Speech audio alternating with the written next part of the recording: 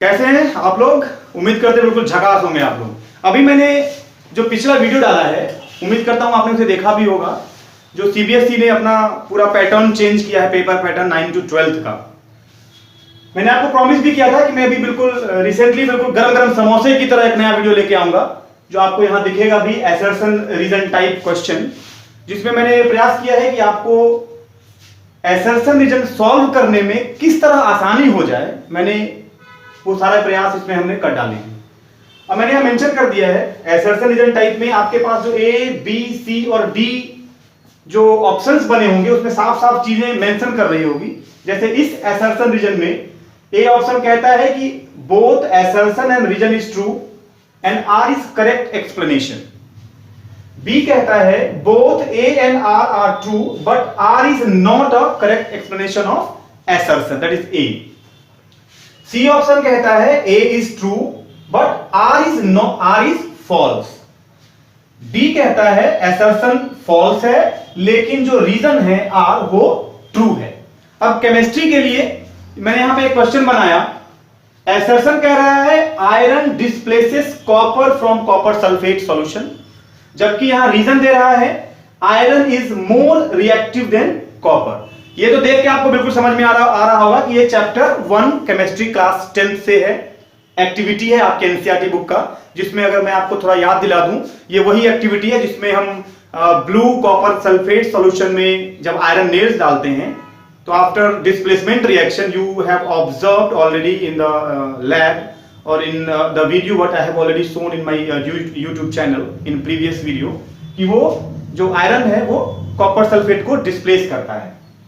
अब आप देखिए इसका आंसर क्या आ रहा है, ए आ रहा है।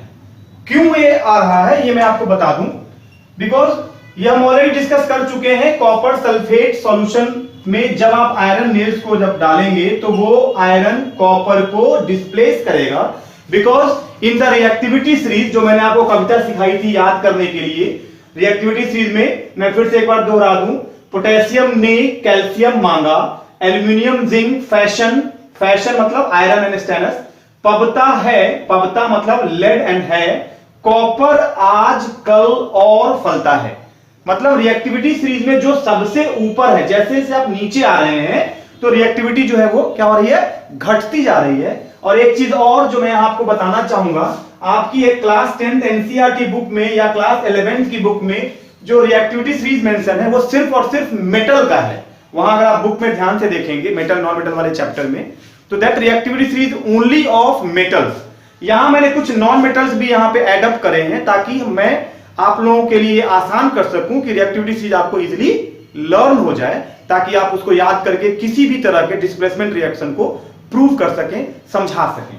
तो अब अगर हम यहां देखें इसी क्वेश्चन को प्रूव करने की अगर हम कोशिश करें तो आयरन क्या है, कॉपर से बहुत ही ऊपर है।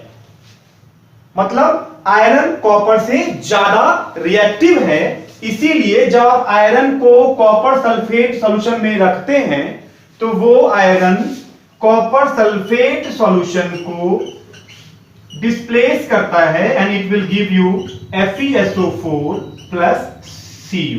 मतलब ये असर्शन भी सही है, रीजन भी सही कह रहा है, और जो रीजन है वो असर्शन का करेक्ट एक्सप्लेनेशन है। इसका मतलब हमारा आंसर क्या है, ए है।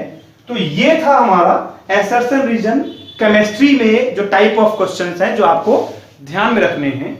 नेक्स्ट वीडियो में मैं आपको बायो से रिलेटेड असर्शन रीजन एक्सप्लेन करूंगा।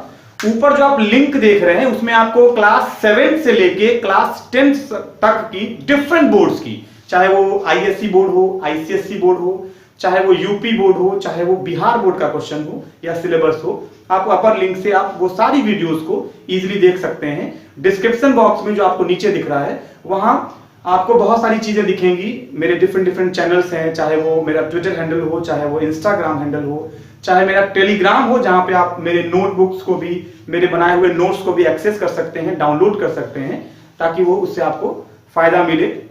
और हम उम्मीद करते हैं कि ये असर्शन रीजन टाइप का जो क्वेश्चन है अब आप सॉल्व कर पाएंगे। अभी भी अगर कोई डाउट रह जाए तो आप कमेंट बॉक्स में नीचे अपने डाउट को मेंशन करिए, डेफिनेटली मैं कोशिश करूंगा आपकी समाधान, आपके प्रॉब्लम की जो सॉल्यूशन होगी मैं डेफिनेटली उसको रिजॉल्व करूंगा। मेरा कॉन्टैक्ट नंबर भी है, आपको मिलेगा मेरे डिस्क्रिप्शन बॉक्स में, उसमें मुझे आप व्हाट्सएप कर सकते हैं। कॉल मत करिएगा, मैं माफी चाहूंगा उसके लिए, लेकिन आप टेक्स्ट कर सकते हैं। आपकी जो भी समस्या होगी मैं आपको उसका जितनी जल्दी हो सकता है उसका हम सॉल्यूशन करेंगे। Thank you.